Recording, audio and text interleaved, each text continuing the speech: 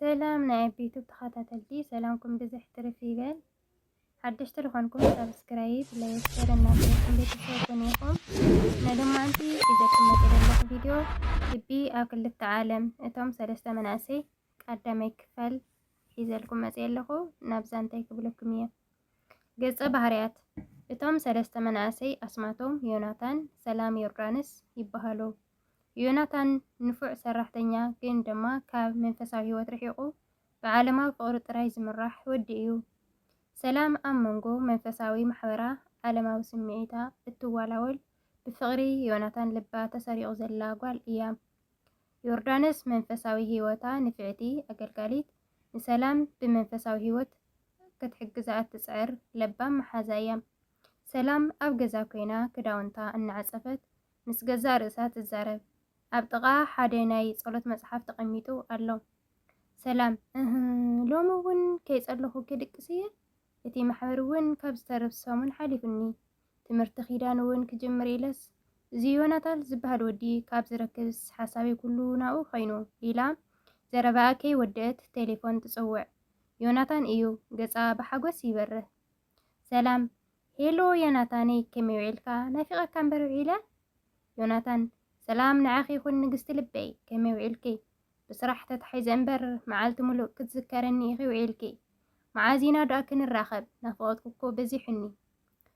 ሰላም ኣነ እውን ከምኡ ዮናታነይ ግን ሎሚ ምሸት ናብ ማሕበር መደብ ነይሩኒ ግን ድሓን ንዓኻ ክድውል ኢለ ክተርፍ እየ። ዮናታን ኣቲ ሰላመይ እምነት እኮ ኣብ ልቢ እዩ። እዚ ማሕበር ክትብሊ መዓልትኺ ግዜኺ ኣይተሕልፊ። ህይወት እኮ ሓፃር እያ። ክንዘናጋዕ ክንጫወት ይግባአና። ጽባሕ ክመጽእ እየ ተጸበይኒ። ሰላም እሺ ዮናታነይ ብፍቕርኻ እኳ ተማሪኸ እየ ጽባሕ ንራኸብ። ቴሌፎን ተዓጹ። እቲ ናይ ጸሎት መጽሓፍ ትጥምት እሞ ርእሳ እናነቕነቐት ትድቅስ። በቃ ክትጽሊ ኣይከኣለትን።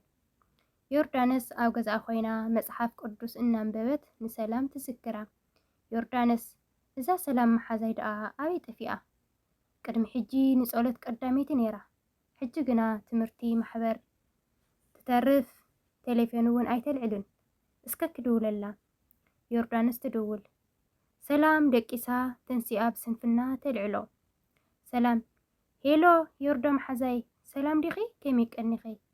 ዮርዳኖስ ሰላም ኣምላኽ ምሳኺ ይኹን። ከመይ እኒኢኺ ሰላመይ? ኣበይ ዳኣ ኢኺ ጠፊእኺ? ሎሚ እኮ እቲ ዘገርም ትምህርቲ ነይሩና ኩላትና ተጸቢናኪ። እንተኾነ ግና ኣይመጻኸን። ግን እንታይ ኮይንካ ኣለኺ ሰላመይ?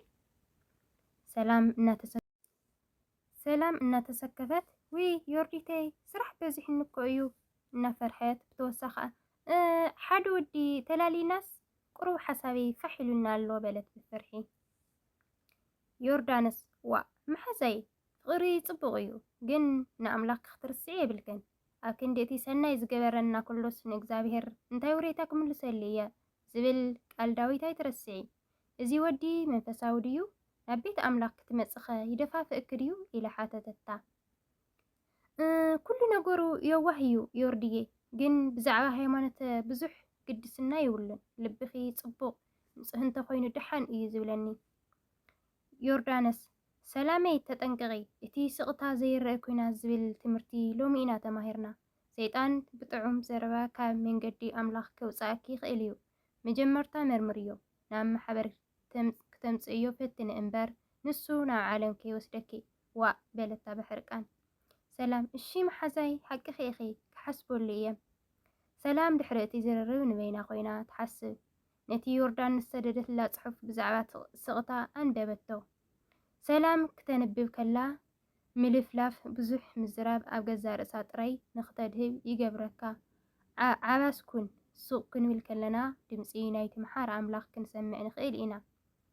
ብጣዓሳ እየ ኣነ ምስ ዮናታን ንመጻኢ ክሓስብ ተሃዊኸ ምስ ኣምላኸይ ዘለኒ ርክብ ኣዝሒለዮ።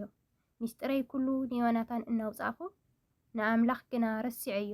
ካብ ሎም ጀሚረ ግና ትንብርክኽ ኣቢለ ወ ኣምላኸይ ይቅር በለለይ ምርጫይ ኣብ ቅድሜኻ ስሙር ክኸውን ደግፈኒ እናበለት ጸሎት ጀመረት። ጸሎት ጀሚራ ከይወደአት ድማ ዮናታን ደወለ።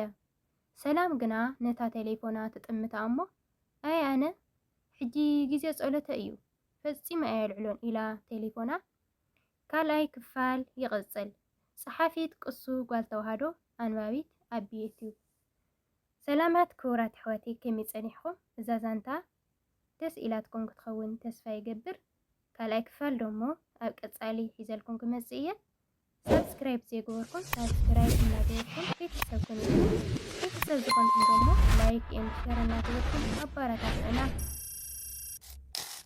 ናይ ሎማዓንቲ ቪድዮ ነዚኣ ትመስል ነይራ። እስካብ ቀጻሊ ካልኣይ ክፋል ዝመጸኩም ሰላም ቀኒዩ።